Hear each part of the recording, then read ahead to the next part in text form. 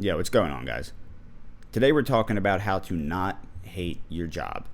And I know I've talked about this a lot in other videos, but honestly, I kind of feel like it merits its own dedicated video because, it affects how we all live day to day. And, the reality is that work's work. Man, if they stopped paying me tomorrow, I would stop showing up. But just because you don't love your job doesn't mean that you have to hate it either.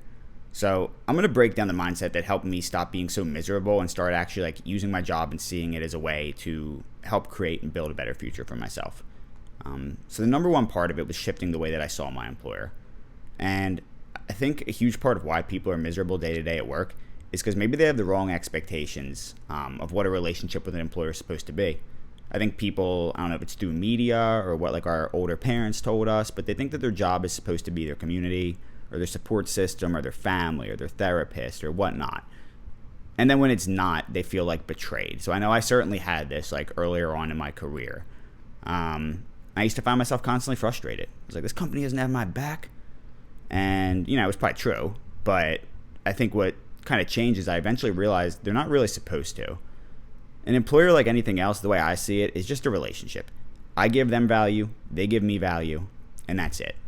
So first, I think to get your head clear, kind of clarify what the relationship is to you. So for me, the value of a job is a solid paycheck.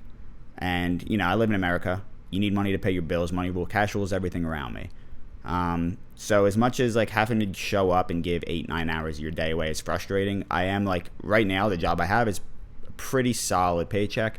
And I feel happy to have it. I feel grateful to have it. The job can also provide you a network that you can leverage. And tactically, what I mean by that is if you're at a company and there's a hierarchy and there's people a bunch of layers of levels above you, and you have access to them and you can show them how good you are at your job and skills that you've developed and how you can add value to them, they could potentially break you off with jobs. So that's what everyone says, get your network right, but they don't really tell you about how to leverage a network.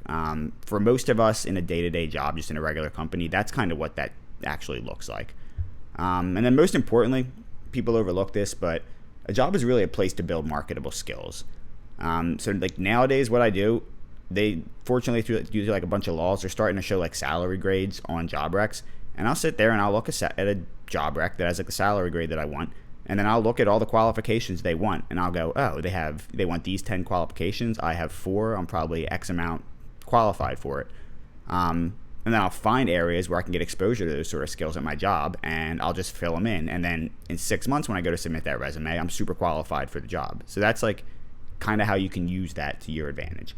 And that's the deal. It's not my identity. It's not what I do to fulfill me. It's not necessarily going to give me all my purpose, but they're paying me. And if I'm smart, I can use that to my advantage. And that shift alone made me feel like I had more autonomy and work wasn't so much a thing that was happening to me as kind of a game to be played.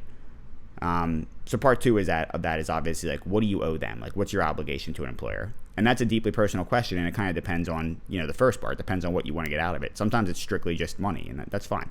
But I think at a minimum, these businesses, even nonprofits, they need to make money, and that's kind of what they do. So in its simplest form, you kind of show up and give them your time. You show up on time. You want to have a half-decent attitude. It's a bummer when somebody shows up and you're the work's hard enough, and then this person's miserable all day. So it's just, from an employee standpoint, it's just awesome working with people who, aren't always in a bad mood. And I want, you want to know they're reliable, they get the job done. And yeah, you need to work hard, not so much to make you rich, even though that's the old generation. I know my parents are boomers, and they're just work hard and you'll be fine. And that's not necessarily true. I mean, hard work is a prerequisite. I don't think you're going to do real well without it. But working hard just keeps you in the game. So you do kind of got to strategize in terms of creating the life that you want. It's not hard work alone won't do it. So as long as you're comfortable giving that to your company to some degree, and you're happy with what you're getting out of it, then rather than just showing up and being resentful all day, you can kind of start to look at it more as a relationship. That's how I had to solve it. That in my head anyway. I had to trick myself, which that's all self-help is tricking yourself. I'm self-helping you guys right now.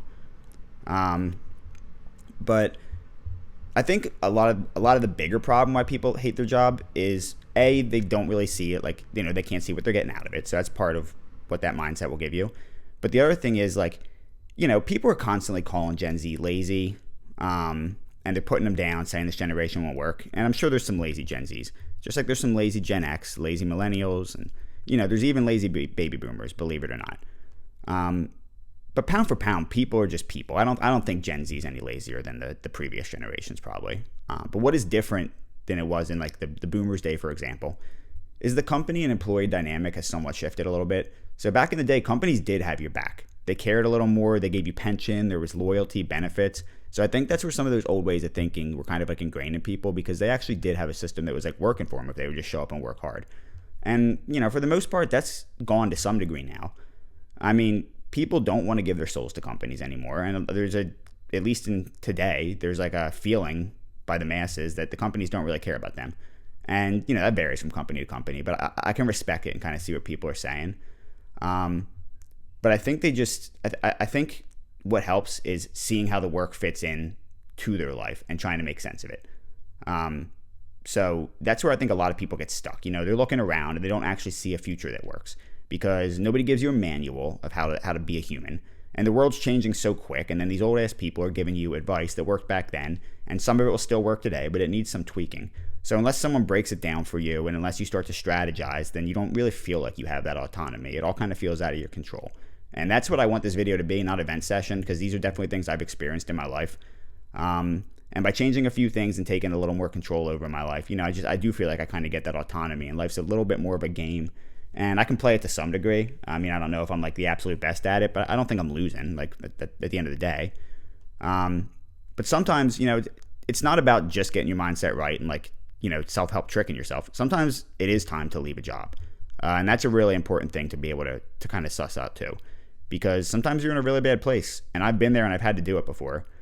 Either not getting paid enough, or there's no growth or no skills, or there's just no opportunity. And I get that. I was at a job like that before. I was working for a big corporation, and my pay was pretty much capped, man. I would ask for raises, and it's not in the budget. It's never in the budget. The budget's always down. If you ever ask the people for raises, budget's always down. I guarantee you. So I felt like I'd basically learned everything I was going to learn in like the first 6 months. Maybe I could have stayed there for 5 years and been 5% more employable, but there wasn't like massive growth. It was sort of diminishing returns. And I looked at my manager. I looked at my manager's manager, and I thought, like, okay, well, there's my next 10 years if I stay here, and I wouldn't want to be my manager, and I wouldn't want to be my manager's manager for a bunch of reasons. I didn't like the work. I didn't like the pay that they were making. So I said, all right, I got to make a change here. And I was like 26 at the time, and it was scary. And I left my job, and it was a good company, and a bunch of people with good intentions from, parents or whatever, sat there and told you every reason why you shouldn't do it and all the risks associated with it. But I just felt it. I felt there was nothing there for me. And I felt it was time to move on. I was happy for the skills I got. I was happy for the paychecks I received, but it was time to go build a new chapter. So I took a risk. I left the job and I went to a startup. And guess what? Here's the thing about risks sometimes. They don't work.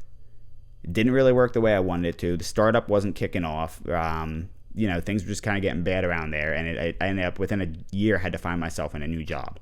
So that was an example of where like all the good intentioned people had told me something, and like the biggest fear that could have happened sort of materialized. But it forced me to move, and it forced me to grow. So I still wouldn't view it as a bad experience. That's the thing. Like, I guess they would have been right in the sense that it didn't work out. But here's where the reality is. 5 years later, I'm making 3 times what I was making at that first job. And it wasn't a straight line. Although the startup didn't necessarily work the way I wanted it to, it was like a year of really wild experience and different than what I had got in my company. And then I got myself into a job where it did look like there was room for mobility, and I thought I was going to be learning skills. And fortunately, it was a pretty good position. And I took it and ran with it. And I gave like 150%. And you don't always have to do that. Like, it depends on your situation. If I had given 150% in that first job I was talking about, I never would have got an extra penny out of it. But in this, I ended up getting myself promoted in two times in 5 years. And, I tripled my salary, and it really did pay off. And I'm in a better situation now and funny thing is now I see more opportunity for growth than I've ever seen in my entire life.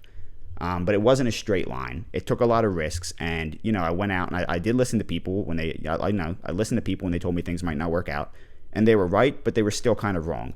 So that's why sometimes you just got to shake it up, and being able to tell when the difference is like either you've got the wrong mindset or you're actually in a situation you need to remove yourself from. Like, that's part of the nuance of life, and it's a deeply personal question.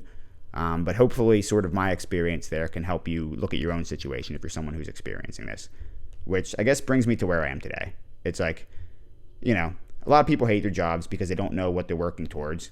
They're not building anything. They're not saving. They have no plan. They just sit in an office and they think like, is this really what I'm going to do till 62? And that's exactly what I felt for a long time. And the scary part about that is like the answer to that question is yes. If you don't start to take some action, like life will just happen to you.